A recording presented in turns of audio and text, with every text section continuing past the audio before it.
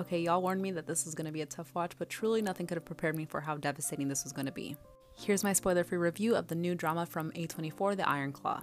The film centers around the Von Erich family, a legendary professional wrestling dynasty family who made a huge impact on the entire sport in Dallas-Fort Worth, Texas throughout the late 80s and early 90s.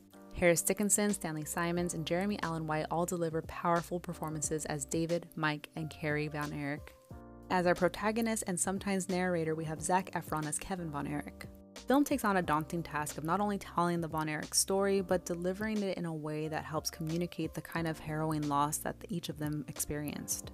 Not only is this movie successful in helping us understand the interiority of what it was like to be in this family, but it seems as though there is so much for fans of the sport and the Von Erich family to revel in all the little details that transport us back to the time and place during their meteoric rise.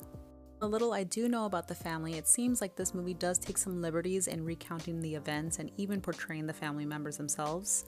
What it doesn't shy away from is really leaning into the love that they had for one another. Even though there are moments where there is call for very explosive and high energy moments, the film is not afraid to take its time and slow down, delivering sometimes what feels like just a tapestry of emotion and what it feels like to be loved in this family. I grew up a wrestling fan myself, so I really was excited to see that Chavo Guerrero Jr. was the wrestling consultant for the movie. The great care and consideration that went into choreographing these scenes. I don't think you need to necessarily be a fan of professional wrestling or familiar with the Von Erich family to enjoy this movie. Throughout the film, there's a recurring theme of stifling your own emotions and putting on a brave face.